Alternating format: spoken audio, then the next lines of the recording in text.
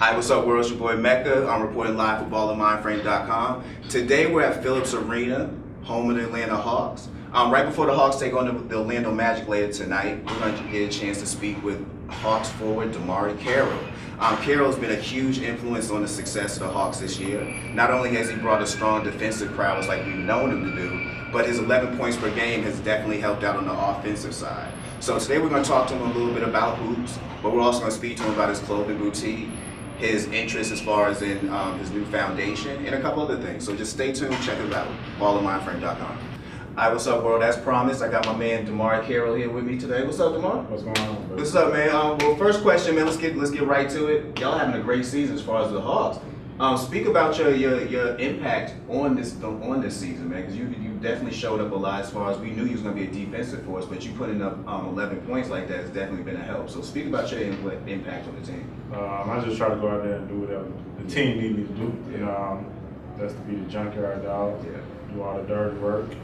Some nights I might have it going offensively, some nights I might not. Yeah. So I just try to bring my defense every night, but you know, offensively, people been slipping on me a little bit, but you know, I just keep making pay. That's what it is, man. So speak to us about how you got into hoops in the first place, man. So what made you want to pick up a basketball? The biggest thing with me, man, I come from a basketball family. Yeah. My uncle, right now he's the head coach of the University of Arkansas. My dad played, my other uncles played, so you know, I started at an early age when I was about 4 years old. So they always made me play basketball, and you know, that's why I grew to love. Yeah. Looking back on it, man, I know when you was drafted in 2009, you was actually picked late in the round, like 27. Yeah. I went and looked at the draft last night, man. There was a couple players that there's some teams that gotta regret not picking you up early. Like, do you ever think back about that? Like some of the people that passed over you in that draft? No, I think everything happens for a reason. Being picked that late made me realize, you know, that I need to work on a lot of things. Yeah.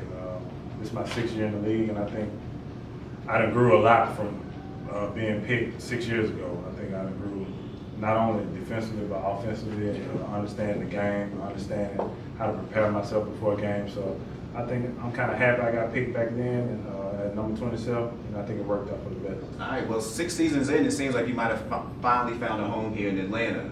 You know, you've been here since 2013. Do you feel like this would be your new home? You know, you seem to fit in really well with the team. You know, I'm pretty sure Atlanta's showing you a lot of love as a city, man. How's it, you know, how do you feel like as far as looking long term? You think this would be a place for you? Yeah, you know, I love the coaching staff. Yeah. I love the atmosphere, I love the food, Yeah. you know. I love everything about Atlanta. It's 2.5 hours away from my home, Birmingham, Alabama. So I think it's possibly a home, but you know, you can't live in one place and just expect to live there your whole career. So you know, I got my eyes open, and hopefully, you know, this can be my home, but we'll see. I'll let my agent take care of it. I feel you, man. Aside from basketball, I know you have a lot of other interests in that happen in your life. One of them is you have a boutique. You know, as you can see, it's pretty stylish today, man. Speak to us about what got you into fashion, number one, and what made you start your own store.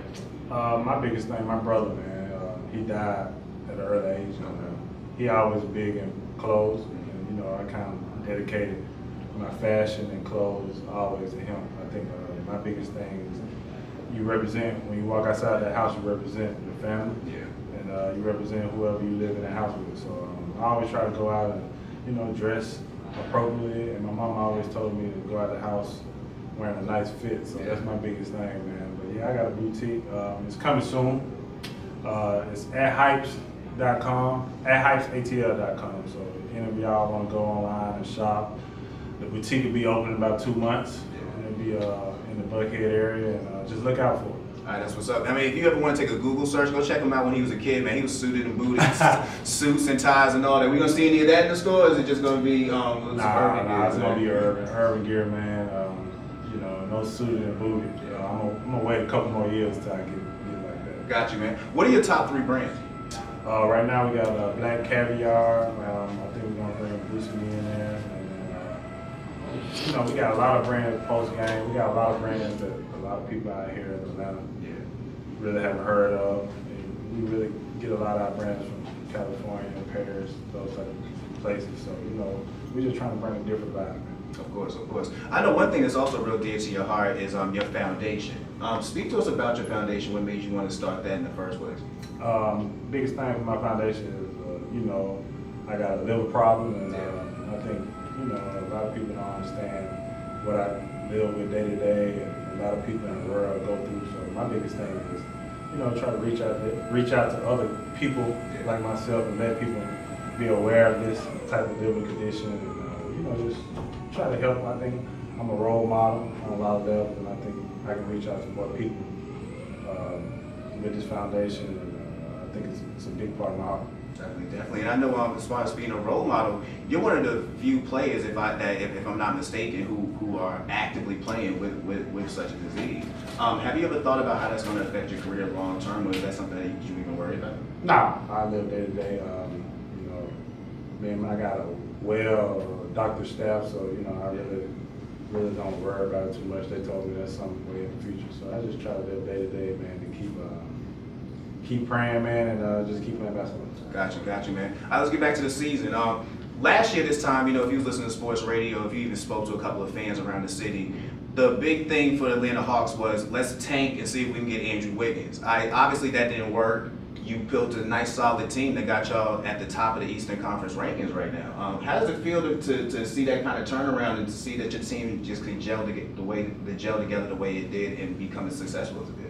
I think we got a lot of unselfish guys, no egos, high character guys. So I never heard of the tanking. That's new to me. So you know, I think it just shows you, man, playing team basketball and not having one superstar, having a great group of guys, you can call stars. You know, you can be at the top of the East, top of the NBA, and I think that's what we're showing everybody. Yes, what's up? Speak to me about Coach Bud and his influence on the team, because obviously he's been able to navigate a ship that's been in turbulencies, you know, say between what's going on with the front office to even just dealing with everyday situations, man. How has he been an influence on the locker room and as far as the team being successful? Coach Bud, he's been amazing. You know, he's like a father figure to all of us. His commitment to communicate with us on and off the court is the biggest thing, and I think Coach Bud, man, he don't get a lot of credit for a lot of things he do off the court. And you know, that's sending text messages, you know, talking to people's families, doing little things, you know, that most coaches in the NBA don't do. So my hat goes off to Coach Bud, because I think he's one of the best coaches in the NBA. That's what it is, man. All right, so next year this time, man, we're gonna see you make the All-Star team. Yeah, hopefully, man. Hopefully I can make it. But you know, it was good. Four guys got in. I think we get a little bit more recognition. So hopefully next year I can make it. Yeah, we almost had a starting five in the All-Star. That would have been a huge accomplishment there. But y'all definitely have been playing excellent this year. You have been a huge part of that. So we definitely appreciate your time, Junkyard. Good luck tonight on tonight's game. Good luck with the rest of the season. Appreciate it.